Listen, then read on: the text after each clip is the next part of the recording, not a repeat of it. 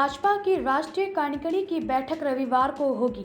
बैठक रविवार सुबह शुरू होगी और दोपहर 3 बजे समाप्त होगी। पीएम मोदी कार्यकारिणी के देश भर के सदस्यों को पार्टी को कैसे बेहतर बनाएं, इसके मंत्र देंगे।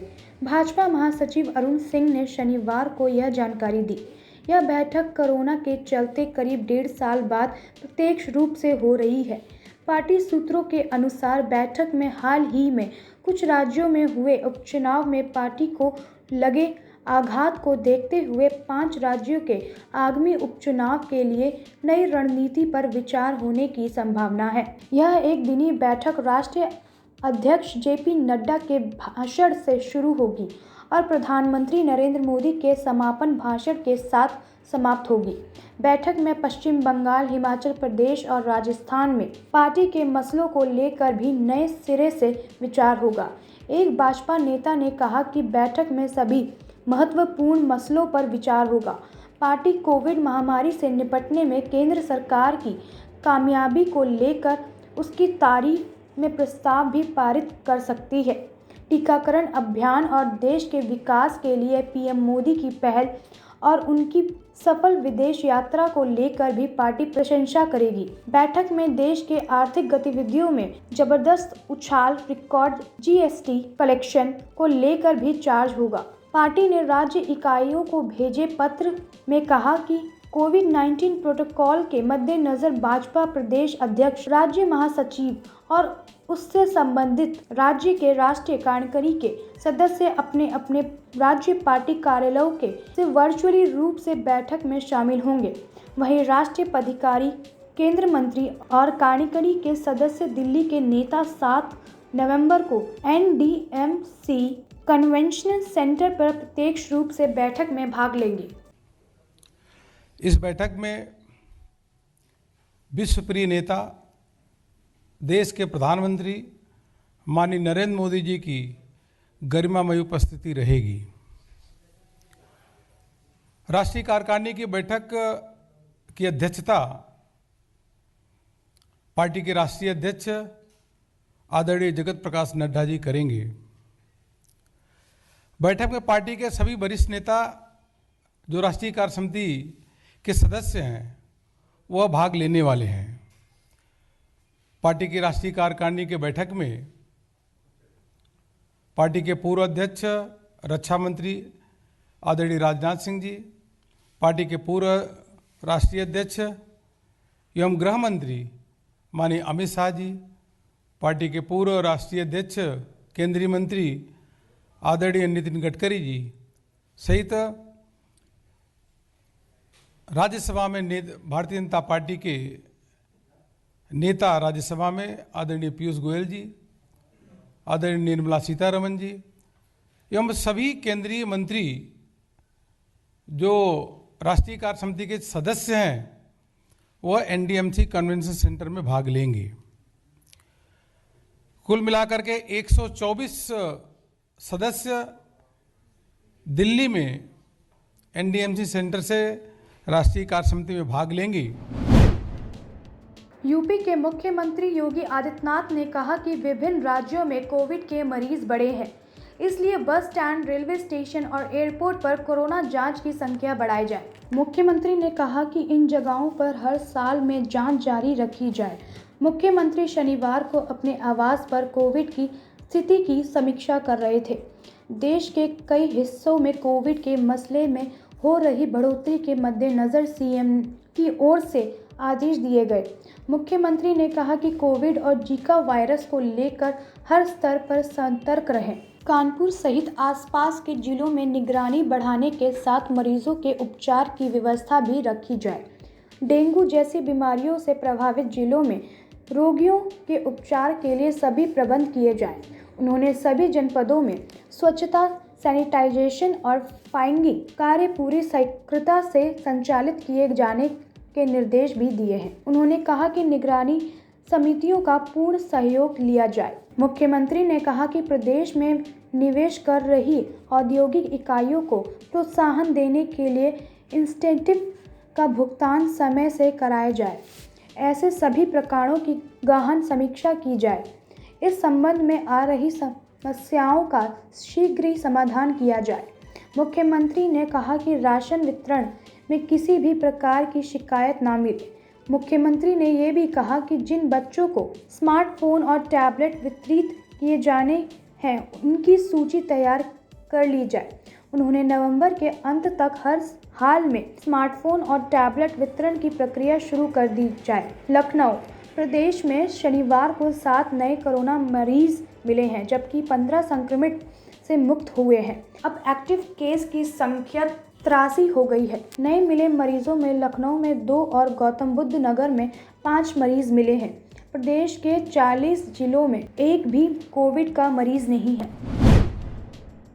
दिवाली पर बिगड़ी आगरा की हवा भैया दूज के दिन भी बेहद खतरनाक स्तर पर बनी रही।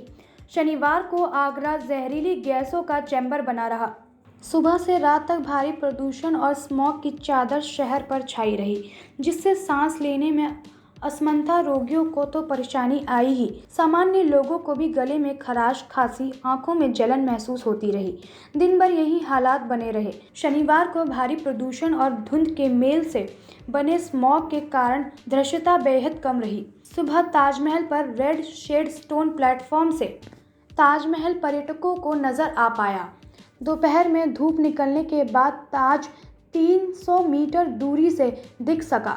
सैलानियों को धुंध स्मॉग की चादर से छाने से सेंट्रल ट्रैक के आगे पहुंचने के बाद ही ताजमहल नजर आया। वहीं शाम को 4 बजे के बाद फिर से यही हाल हो गया। शनिवार को भी आगरा रेड जोन में बना रहा। प्रदूषण के हालात शहर में इस कदर खतरनाक हैं कि बेहद सूक्ष्म कणों की मात्रा सामान्य से 8 गुना से ज़्यादा है, तो कार्बन मोनोऑक्साइड की मात्रा भी 29 गुना तक ज़्यादा चल रही है। पर्यावरण विशेषज्ञों के मुताबिक हवा चलने पर या ताजमहल बढ़ने पर ही एयर क्वालिटी इंडेक्स में कुछ राहत मिल सकती है। ट्रैफिक जाम से मुक्त सड़कों की धूल कम करने के लिए पानी का छिड़काव आदि कदमों को तुरंत उठाने की ज़रूरत है। शहर में जिन जगहों पर खुदाई और निर्माण गतिविधियां चल रही हैं, उन जगहों पर प्रदूषण रिकॉर्ड तोड़ स्थिति में है। आवास विकास कॉलोनी में सीवर पानी की खुदाई के बाद सड़कों का निर्माण न होने के कारण धूल के गुब्बार उड़ रहे हैं, तो फतेहाबाद रोड और शाहजहां पार्क पर मेट्रो प्रोजेक्ट के निर्माण गतिविधियां चल रही हैं। इससे आवास विकास कॉलोनी और शाहजहां पार्क पर प्रदूषण 500 के उच्चतम स्तर को पार कर गया। पार्टिकुलेट मैटर 2.5 और PM 10 माइक्रोग्राम प्रति क्यूबिक मीटर की मात्रा 500 के पार हो गई। दिन भर इनका औसत 429 पर रहा, जबकि एयर क्लैरिटी इंडेक्स 390 पर रहा। DEI के पर्यावरण विशेषज्ञ प्रोफेसर रंजीत कुमार ने बताया कि धूल, कचरा जलाने, ट्रैफिक जाम और पटाखों का एक साथ चलने के कारण वातावरण में प्रदूषण की मात्रा बढ़ी है।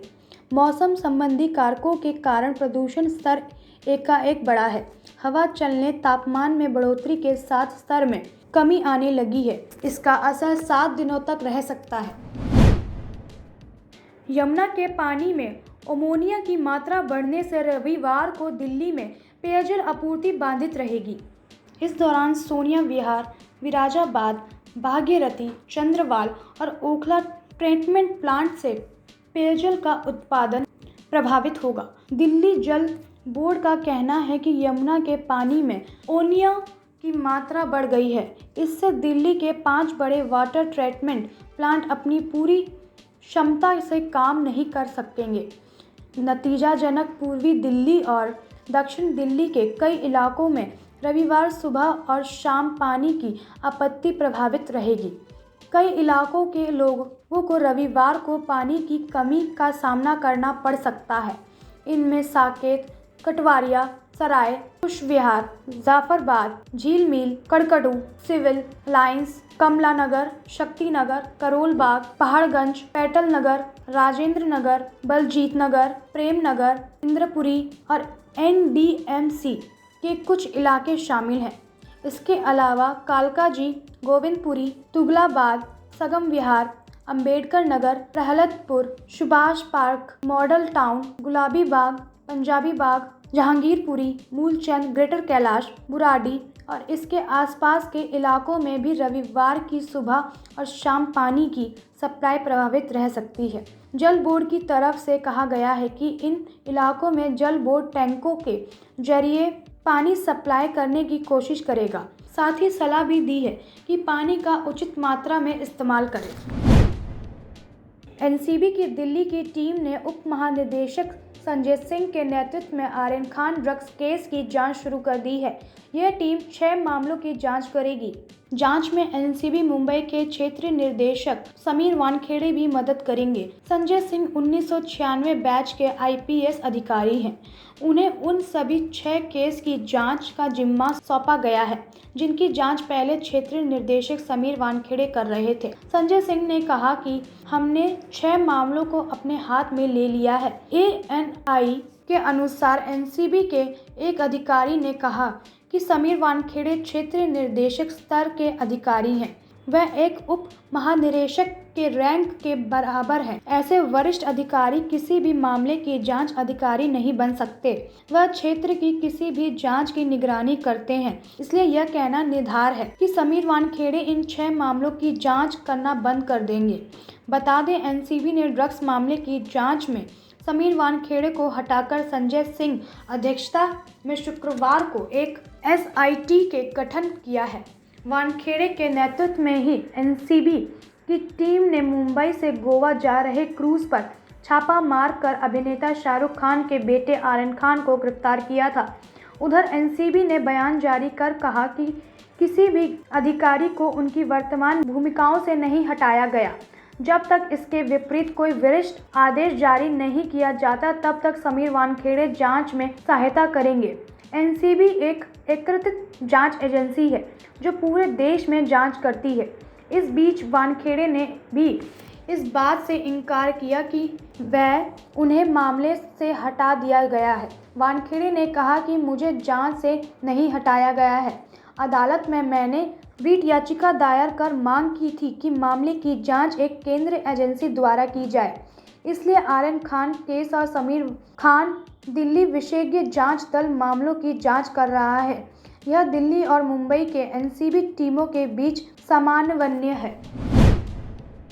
महाराष्ट्र के अहमदनगर के सिविल अस्पताल के आईसीयू वार्ड में शनिवार सुबह भीषण आग लग गई, जिसमें 11 कोरोना रोगियों की मौत हो गई। यहां कोरोना रोगियों का इलाज चल रहा था। आग में झुलसे लोगों को पास के एक अन्य अस्पताल में शिफ्ट किया गया है। वहीं मृतकों की संख्या बढ़ने की आशंका जताई जा रही है। आग लगने के तुरंत बाद अस्पताल में कर्मियों और स्थानीय लोगों की मदद से आग बुझाने की कोशिश की गई। इसके बाद दमकल की कई गाड़ियां और मौके पर पहुंचे, आग पर काबू पाया। अधिकारियों ने कहा कि महाराष्ट्र के अहमदनगर शहर में जिला सिविल अस्पताल के आईसीयू में शनिवार को भीषण आग लगने से कम 11 कोरोना वायरस रोगियों की मौत हो गई और एक व्यक्ति गंभीर रूप से घायल हो गया। बता दें, आग शनिवार सुबह 11:30 बजे के आसपास लगी। इस दौरान आईसीयू वार्ड में 20 लोग मौजूद थे। इनमें से कुछ वेंटिलेटर पर भी थे। हॉस्पिटल के वार्ड बॉय, नर्स और डॉक्टर्स के सभी मरीजों को सेफ वार्ड में शिफ्ट किया। जानकारी के अनुसार जिस वार्ड में आग लगी वह अस्पताल के बिल्कुल बीचों बीच है। आग लगने पर पहले अस्पताल के अग्निशमन यंत्र से इस पर काबू पाने की कोशिश की गई, लेकिन यह कोशिश नाकाम रही। इसके बाद अहमदनगर निगम और एमआईडीसी दमकल विभाग की गाड़ियां घटनास्थल पर पहुंची। इसके अलावा पुलिसकर्मी और अस्पताल प्रबंधन के लोग राहत और बचाव कार्य में जुटे। इस हादसे पर प्रधानमंत्री नरेंद्र मोदी ने भी शोक प्रकट किया। पीएम मोदी ने कहा कि महाराष्ट्र के अहमदनगर के अस्पताल में आग लगने से हुए लोगों की मृत्यु से दुखी हूँ। पीड़ित परिवारों के प्रति संवेदना है। घायल लोग जल्द से जल्द स्वस्थ हो। करोड़ों रुपए के मनी लॉन्ड्रिंग मामले में गिरफ्तार किए गए महाराष्ट्र के पूर्व गृह मंत्री अनिल देशमुख के लिए राहत की खबर आई है। मुंबई की विशेषज्ञ अदालत ने देशमुख को ईडी हिरासत को आगे बढ़ाने से इनकार कर दिया है। उन्हें 14 दिन की न्यायिक हिरासत में भेजा गया है। इससे पहले नियमित स्वास्थ्य परीक्षण के लिए हिरासत में भेजा था। ईडी ने मनी लॉन्ड्रिंग के एक मामले में देशमुख को 12 घंटे से अधिक समय तक चली पूछताछ के बाद 1 नवंबर की देर रात गिरफ्तार कर लिया था। वहीं अनिल देशमुख के बेटे ऋषिकेश देशमुख की आगामी जमानत पर सुनवाई 12 नवंबर तक टल गई है। सुनवाई तक उन्हें गिरफ्तारी से कोई राहत नहीं दी गई है। बता दें कि मनी लॉन्ड्रिंग मामले में देशमुख को ईडी ने सोमवार देर रात 12 घंटे से अधिक समय तक पूछताछ के बाद गिरफ्तार किया था। पूर्व मंत्री ने मामले में ईडी द्वारा जारी किए गए कई समन को छोड़ दिया था, लेकिन बम्बई हाईकोर्ट द्वारा पिछले हफ्ते राहत नहीं मिलने के बाद वह सोमवार को एजेंसी के सामने पेश हुए।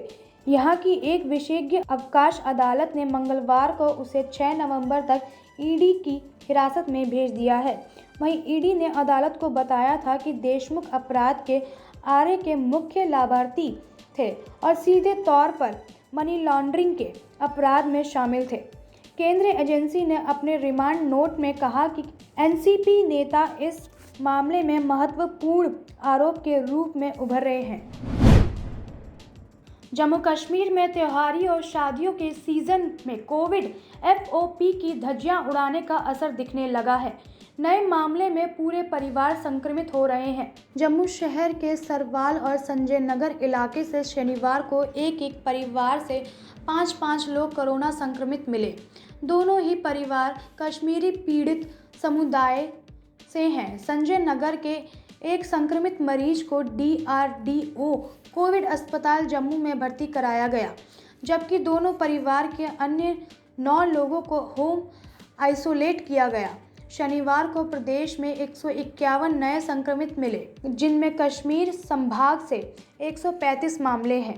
हालांकि आधिकारिक तौर पर जम्मू में एक संक्रमित परिवार का आंकड़ा प्रदर्शित नहीं किया गया है। चिंता ये है कि नए मिल रहे संक्रमित मामलों में अधिकांश पीड़ितों ने दोनों कोविड टीकाकरण की खुराक ली है। कोविड विशेषज्ञों के अनुसार सामाजिक दूरी का ध्यान न रखने के कारण संक्रमण के प्रसार को बढ़ाने में मदद मिली है। त्योहारी सीजन खत्म होने के बाद अगले 1-2 हफ्ते में कोविड का प्रसार बढ़ सकता है। बताया गया है सरवाल में संक्रमित हुए परिवार का एक सदस्य हाईकोर्ट में SO के पद पर कार्यरत है। आशंका है कि बाहर से संक्रमण लाने के कारण परिवार के अन्य सदस्य पीड़ित हुए हैं। इसी तरह संजय नगर में संक्रमित हुए परिवार के यहाँ के कुछ दिन पहले शादी समारोह था, जिससे आशंका है कि वहां से ही उन्हें संक्रमण मिला। केंद्रीय माध्यमिक शिक्षा बोर्ड की 10वीं-12वीं की टर्म फर्स्ट परीक्षा में OMR शीट पर पेंसिल से उत्तर देना छात्र को महंगा पड़ सकता है। दिल्ली ने OMR शीट पर पेंसिल पर प्रयोग पूरी तरह से वर्जित किया है। छात्र के पेंसिल का प्रयोग करने पर उसे नकल के रूप में माना जाएगा। ऐसे करने पर छात्र के खिलाफ कार्रवाई भी की जाएगी। OMR शीट पर पेन से लिखे उत्तर को ही सही माना जाएगा। शीट में नीले या काले पेन से गोले को काला करने के साथ साथ उत्तर को बॉक्स में भी लिखना होगा। बॉक्स में लिखे गए उत्तर को ही आखिरी माना जाएगा। CBSE ने टर्म फर्स्ट परीक्षा को लेकर स्कूलों को छात्रों के लिए OMR शीट समझाने के दिशा निर्देश दिए गए हैं। CBSE परीक्षा नियंत्रण डॉक्टर संयम भारद्वाज की ओर से जारी निर्देश में कहा गया है कि बोर्ड 10वीं-12वीं की परीक्षा के लिए पहली बार OMR शीट का उपयोग कर रहा है। ऐसे में सभी छात्रों और स्कूलों को OMR शीट के विषय में जानकारी दिया जाना जरूरी है। बोर्ड की ओर से स्कूलों को छात्र व शिक्षकों के लिए अभ्यास सत्र आयोजित करने के लिए भी कहा गया है, जिससे कि वह OMR शीट को अच्छी तरह से समझ सके। मालूम हो कि बोर्ड कोरोना महामारी के कारण पहली बार 2 चरणों में परीक्षा आयोजित कर रहा है। दिल्ली हाई कोर्ट ने शनिवार को कहा, अपराध की जांच कर रहे अधिकारी किशोर अपराधियों को उम्र निर्धारण की प्रक्रिया हर हाल में 15 दिन के अंदर पूरी करें। जांच अधिकारी को सुनिश्चित करना होगा कि किशोर के संबंध में आदेश के बाद 15 दिन के भीतर स्थित पंजर परीक्षण की रिपोर्ट किशोर न्याय बोर्ड के समक्ष पेश कर दी जाए। जस्टिस सिद्धार्थ मुद्दल और जस्टिस अनूप जयराम भामभनी ने कहा, किशोर न्याय बोर्ड को भी यह सुनिश्चित करना चाहिए कि अपराध की प्रकृति चाहे जैसी भी हो, कानून का उल्लंघन करने वाले किशोरों से संबंधित सभी मामलों में उम्र निर्धारण की प्रक्रिया 15 दिन में पूरी की जाए। हाईकोर्ट ने किशोर से संबंधित पूछताछ की प्रक्रिया को और सुव्यवस्थित करने के लिए भी विभिन्न निर्देश जारी किए हैं। साथ ही यह स्पष्ट किया है कि सभी संबंधित अधिकारियों को पूरी ईमानदारी से इसका पालन करना चाहिए। पीठ किशोर न्याय अधिनियम के कुछ प्रावधानों का व्याख्या और प्रभावी क्रियान्वयन से संबंधित विभिन्न मुद्दों पर विचार कर रही है। पीठ ने दिल्ली सरकार को 4 हफ्तों में उन मामलों की संख्या बताने का भी निर्देश दिया है जहां किशोर से जुड़े मामले 6 महीने से 1 साल तक लंबित हैं। साथ ही जांच शुरू कब हुई और किशोर को पहली बार जेजेबी के समक्ष कब पेश किया गया। कोर्ट अब 14 दिसंबर को अगली सुनवाई करेगी। रेलवे ओवरब्रिज पर लगे जाम से बचने के लिए बंद क्रॉसिंग के पार करते हुए वक्त ट्रेन आती देख स्कूटी सवार युवक ट्रैक पर स्कूटी छोड़कर भाग गया। ट्रेन के चालक ने इमरजेंसी ब्रेक लगाई, लेकिन फिर भी स्कूटी क्षतिग्रस्त होकर उसके इंजन में फंस गई। एक बड़ा रेल हादसा होते होते बचा। 2 घंटे के मशक्कत के बाद स्कूटी को काटकर इंजन से निकाला गया। तब कहीं जाकर दिल्ली टून रेल ट्रैक पर दोनों का संचालन सुचारू हो सका। वहीं स्कूटी सवार के खिलाफ रेलवे एक्ट के धाराओं में मुकदमा दर्ज किया गया। हादसा शनिवार दोपहर लगभग 12:30 बजे हरिद्वार रोड स्थित पुराने मुकामपुर फाटक पर हुआ। हरिद्वार रोड पर रेलवे ओवर ब्रिज बनने के बाद इसे फाटक को वाहन की आवाजाही के लिए बंद कर दिया गया। हालांकि कोई दीवार नहीं बनाई गई है। इसी कारण कई बार दोपहिया वाहन चालक बैरियर के नीचे से वाहन निकालकर ट्रैक पार करते हैं। शनिवार दोपहर ओवरब्रिज पर जाम लगा तो कुछ लोग ओवरब्रिज के बगल से बंद फाटक की ओर से आने जाने लगे। उन्हीं लोगों में ऋषिकेश की ओर से आ रहा एक स्कूटी सवार ऋषिकेश के सुभाष नगर का रहने वाला देव मिश्रा फाटक के नीचे से निकलकर रेलवे ट्रैक पर पहुंच गया। उसी वक्त नई दिल्ली से आने वाली शताब्दी एक्सप्रेस वहां पहुंच गई। तेज रफ्तार ट्रेन को आता देख देव स्कूटी ट्रैक पर ही छोड़कर भाग निकला। ट्रैक पर अवरोध देख ट्रेन चालक ने इमरजेंसी ब्रेक लगाई, लेकिन फिर भी स्कूटी बुरी तरह से क्षतिग्रस्त होते हुए इंजन के नीचे फंस गई। ब्रेक के झटके से रेल यात्रियों में अफरा तफरी मच गई।